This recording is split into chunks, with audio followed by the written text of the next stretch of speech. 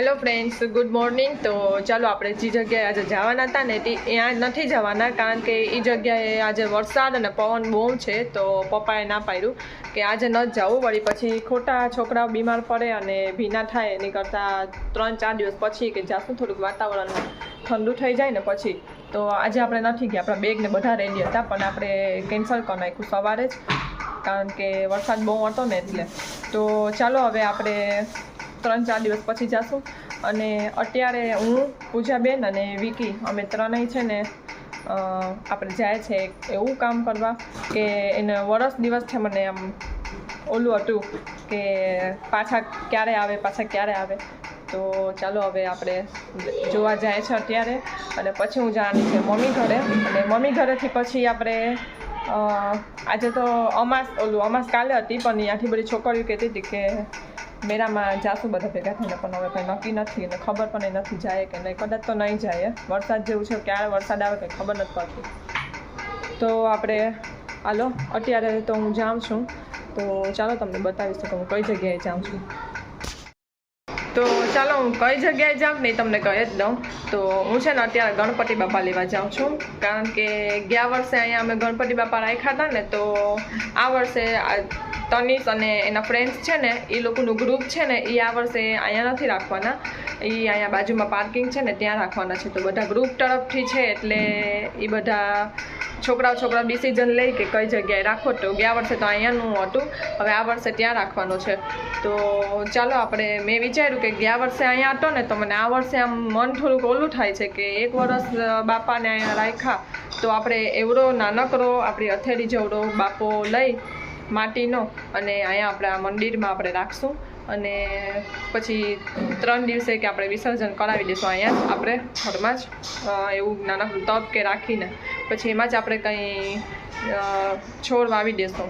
તો ચાલો આપણે હવે એ માટે હું જાઉં છું. તો બાપા આવવાના જ ને, તો એટલી આમ ખુશ છે ને કે વાત પૂછવામાં. તો ચાલો આપણે બીજાને ફોન લગાડવાનો કોને હોય ને કોને ફોન લગાડી દઉં, એવી ઘેલી થઈ ગઈ છું. તો ચાલો આપણે જલ્દી હવે વિકી આવે ને, વિકી અને પૂજાબેન આવે ને, તો પહેલાં આપણે એ કામ પતાવી આપીએ.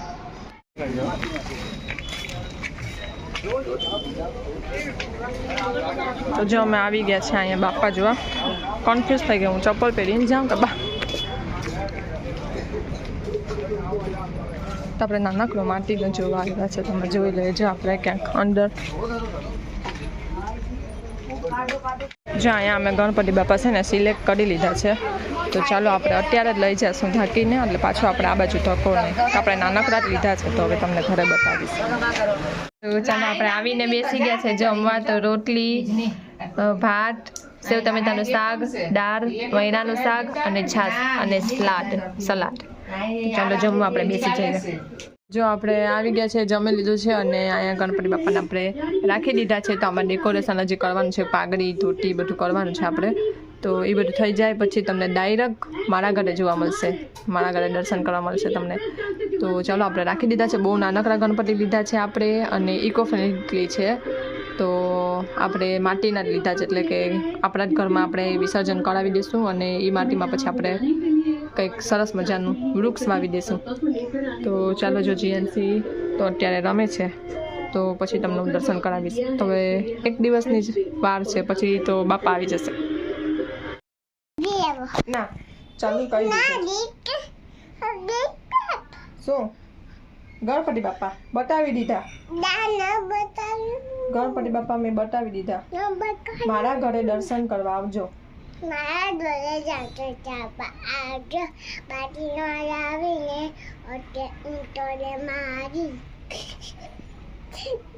દર્શન કરવા આવજો. મારા ઘરે મોરિયા બાપા આવવાના છે. દર્શન કરવા આવજો. મારા બાપા આવશે દર્શન કરવા. હા તો બાય. લાઈક કરો ને સબસ્ક્રાઇબ કરો ને બાય બાય.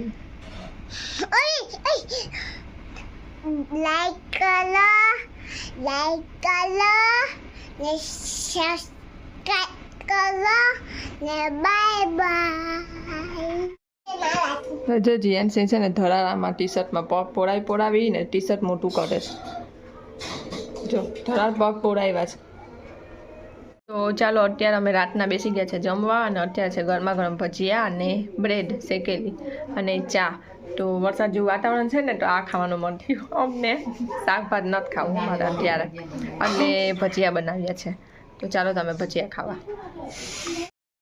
તો ચાલો આજે થઈ ગયો છે નેક્સ્ટ ડે અને બધાને ગુડ મોર્નિંગ. તો ચાલો અત્યારે આપણે મહાદેવના પહેલાં દર્શન કરી આવીએ અને મહાદેવના દર્શન કરીને બીજું બધું આપણે કામ કરશું. તો આજે આપણે ગણપતિ બાપા માટે બધું ધોતી પાઘડી એ બધું લેવા જવાના છે. તો આજે તો નેન્સીની સાસુ ઘરે જવાની છે એટલે જોઈએ આપણે જીયાનસી આવી જાય પછી જઈએ કે પહેલાં જઈએ. તો એ આપણે કંઈક નક્કી કરીએ અને કઈ રીતે અમે ડેકોરેશન કરીએ છીએ અને કઈ રીતે બાપાને શણગારીએ છીએ એ તમને બાપા આવી જશે ને પછી બતાવીશ. ડેકોરેશન થઈ જશે તો એ બતાવી દઈશ.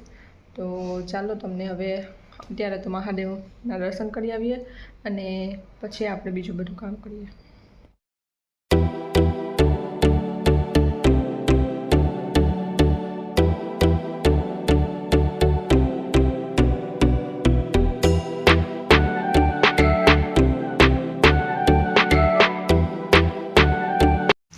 તો જો આપણે આવી ગયા છે અને આવીને આપણે છે ને પૌવાથી તનિષને લઈ જાવ છે સ્કૂલે.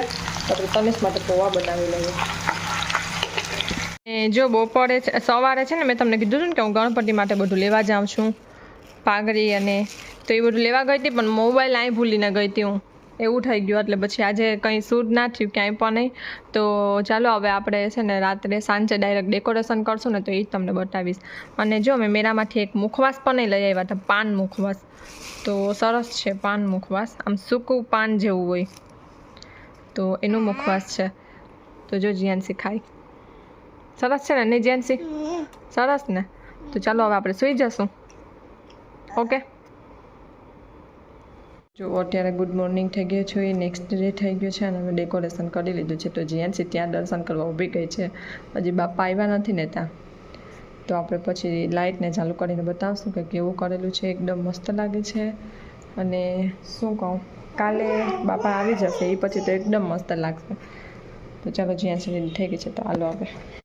તો ચાલો જીયાનસીને રેડી કરી દીધી છે અને જીયાનસી માટે આજે મેં છે ને ચણાના લોટના પૂરા બનાવેલા છે, પુડલા. તો આવી રીતે નાના નાના બનાવી દીધા હતા એને. તો આપણે ચાલો હવે છે ને આજે મહાદેવને ત્યાં પૂજા કરી આવીએ કારણ કે આજે છે કેવરા ત્રીજ. તો આપણે જો આ પપ્પા દઈ ગયા છે કેવરો.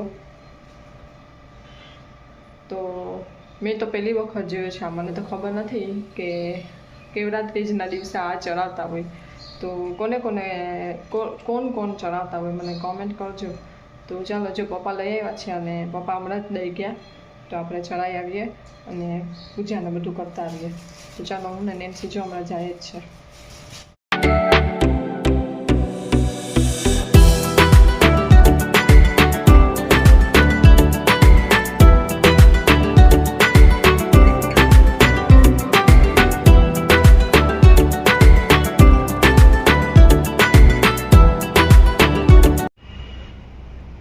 તો જો બાપા માટે આપણે આ મંડપ તૈયાર કરી લીધો છે.